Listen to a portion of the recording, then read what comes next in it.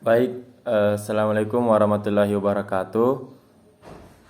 Perkenalkan, nama saya Muhammad Ada Hafadillah, NIM 1931041129, kelas PJKRD angkatan 2019. Baiklah, di sini saya akan menjelaskan yaitu prinsip dan alat evaluasi. Prinsip. Untuk memperoleh hasil evaluasi yang lebih baik, maka kegiatan evaluasi harus bertitik dari prinsip-prinsip umum sebagai berikut.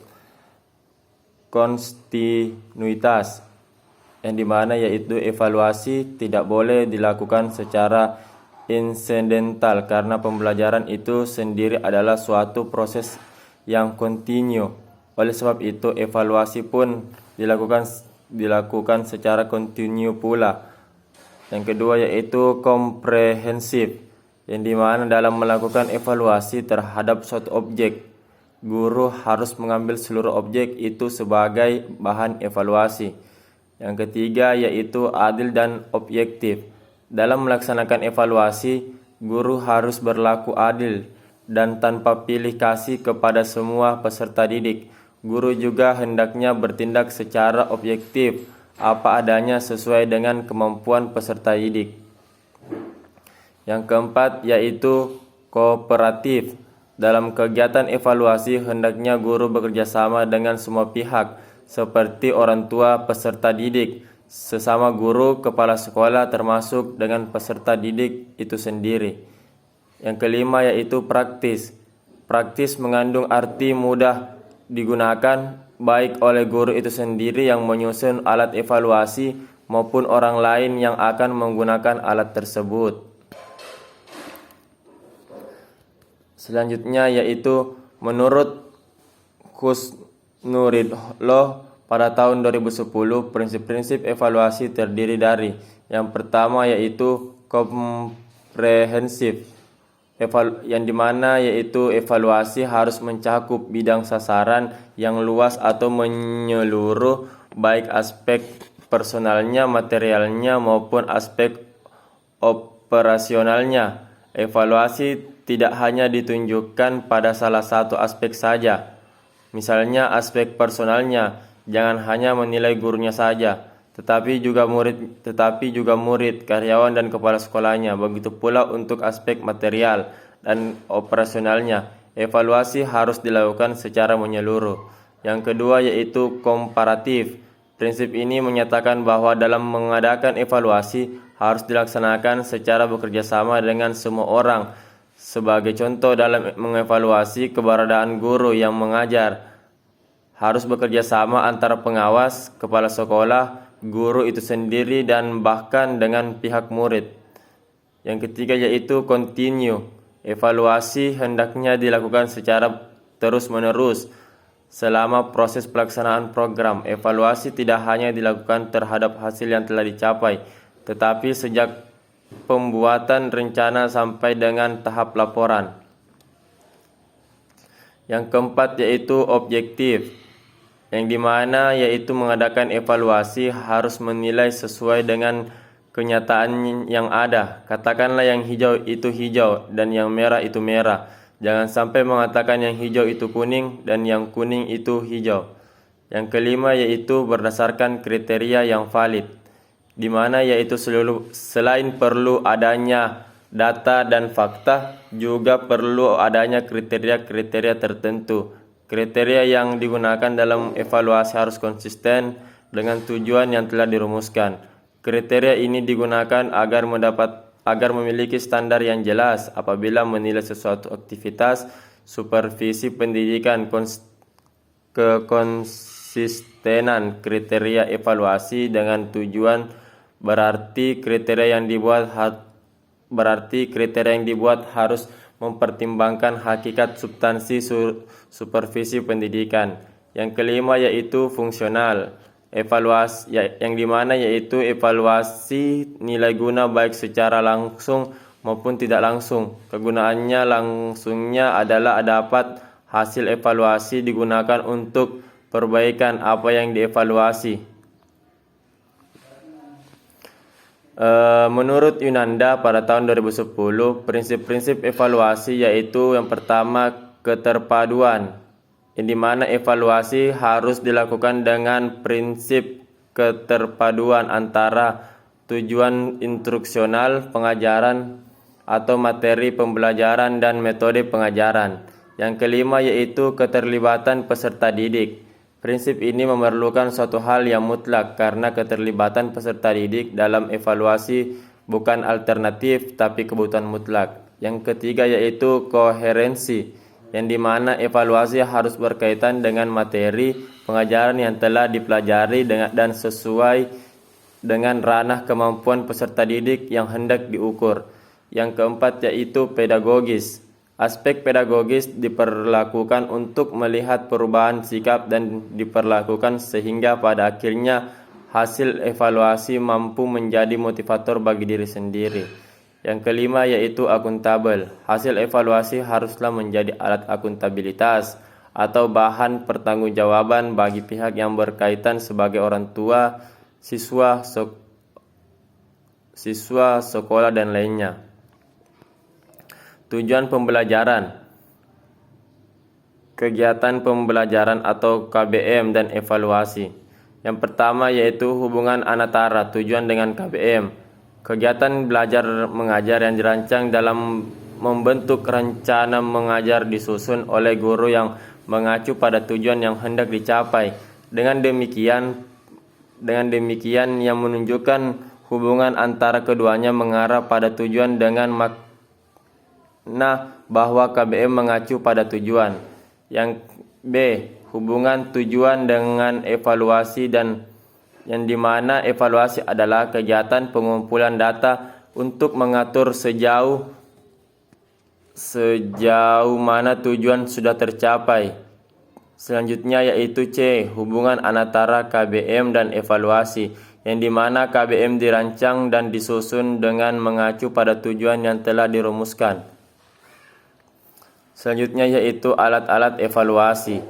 Untuk keperluan evaluasi diperlukan alat evaluasi yang bermacam-macam seperti kuesioner, tes, skala, format, observasi dan lain-lain. Khusus untuk evaluasi hasil pembelajaran, alat evaluasi yang paling banyak digunakan adalah tes. Pembahasan evaluasi hasil pembelajaran lebih menekankan pada pemberian nilai terhadap skor hasil tes. Yang pertama yaitu tes. Tes merupakan alat ukur yang standar dan objektif sehingga dapat digunakan secara meluas untuk mengukur dan membandingkan keadaan psikis atau tingkah laku individu. Selanjutnya yaitu beberapa istilah-istilah yang berhubungan dengan tes ini. Tes tes merupakan prosedur yang digunakan untuk mengetahui atau mengukur sesuatu dalam suasana dengan cara dan aturan-aturan yang sudah ditentukan. Yang kedua yaitu testing. Testing merupakan saat pada waktu tes itu dilaksanakan, dapat juga dikatakan testing adalah saat pengambilan tes. Yang ketiga tes T. Tes T adalah merupakan responden yang sedang mengerjakan tes. Yang keempat yaitu tester. Tester adalah orang yang melaksanakan pengambilan tes terhadap responden.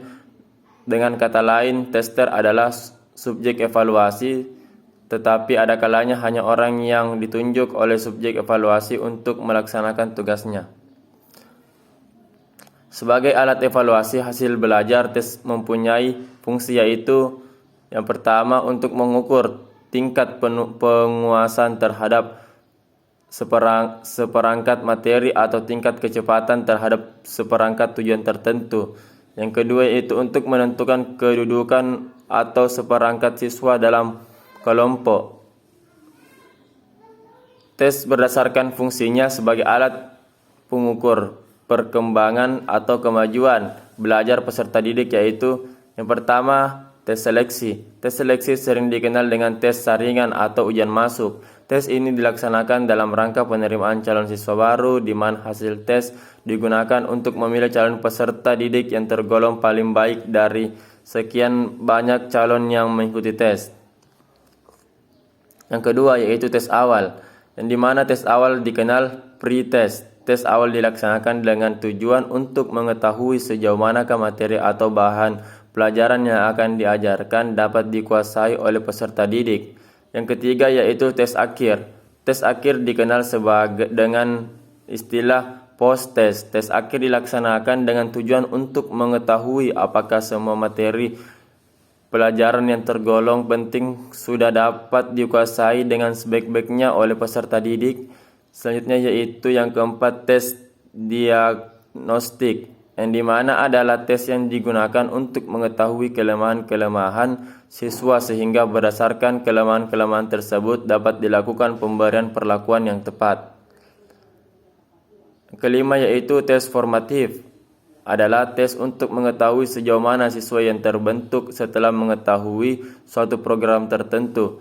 Tes formatif adalah tes yang digunakan untuk mengetahui atau melihat sejauh mana kemampuan belajar yang telah dicapai oleh siswa dalam suatu program pembelajaran. Yang keenam yaitu tes sumatif, yaitu tes yang dilaksanakan setelah berakhirnya pemberian sekelompok program atau sebuah program yang lebih besar.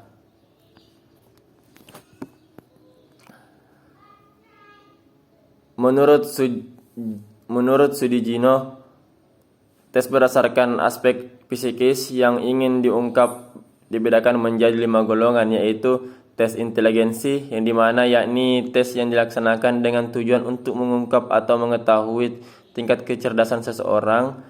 Selanjutnya yaitu tes kemampuan, yaitu tes yang dilaksanakan dengan tujuan untuk mengungkap kemampuan atau bakat khusus yang dimiliki testi. C yaitu tes sikap, yaitu salah satu jenis tes yang dipergunakan untuk mengungkap predisposisi atau kecenderungan. D yaitu tes kepribadian, yakni tes yang dilaksanakan dengan tujuan mengungkap ciri-ciri khas dari seseorang yang banyak sedikitnya bersifat lahiriah.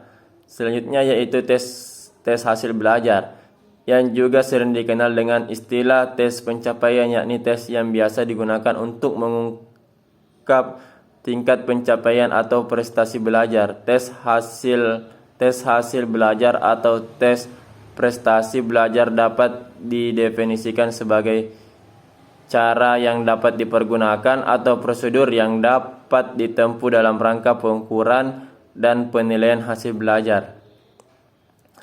Dilihat dari banyaknya orang yang mengikuti tes dapat dibedakan menjadi 2 golongan, yaitu tes individual dengan tes kelompok. Yang dimana tes individual yakni tes dimana tester berhadapan dengan satu orang testi saja, dan tes kelompok yakni dimana tester berhadapan lebih dari satu orang testi. Dilihat dari segi waktu yang dilaksanakan, baik bagi tester untuk menyelesaikan tes dapat dibedakan menjadi 2 golongan, yaitu power test dan speed test. Yang dimana power test yakni tes dimana waktu yang disediakan buat testi untuk menyelesaikan tes tersebut tidak dibatasi. Selanjutnya speed test yaitu tes dimana waktu yang disediakan buat testi untuk menyelesaikan tes tersebut dibatasi. Dilihat dari segi bentuk responnya, tes dapat dibedakan menjadi 2 golongan, yaitu verbal test dengan non-verbal test. Verbal test yakni suatu tes yang menghendaki respon atau jawaban yang tertuang dalam bentuk ungkapan kata-kata atau kalimat. Non-verbal test yakni tes yang menghendaki respon atau jawaban dari tes bukan berupa ungkapan kata-kata atau kalimat. Ditinjau dari segi cara mengajukan pertanyaan dan cara memberikan jawabannya, tes dapat dibedakan menjadi 2 golongan, yaitu tes tertulis dan tes lisan. Tes tertulis yakni jenis tes di mana tester dan mengajukan butir-butir pertanyaan atau soalnya dilakukan secara tertulis dan tester memberikan jawabannya juga secara tertulis. Tes lisan adalah yakni tes di mana tester di dalam mengajukan pertanyaan-pertanyaan atau soalnya dilakukan secara lisan dan tester memberikan jawabannya secara lisan pula. Dengan mempertimbangkan kriteria-kriteria dapat dihasilkan alat tes atau soal-soal yang berkualitas memenuhi syarat-syarat, diantaranya yang pertama sahih atau valid, yaitu mengukur harus diukur sesuai dengan tujuan. Relevan, yaitu diuji untuk dengan tujuan yang diinginkan. Selanjutnya itu spesifik, soal hanya dapat dijawab oleh peserta didik.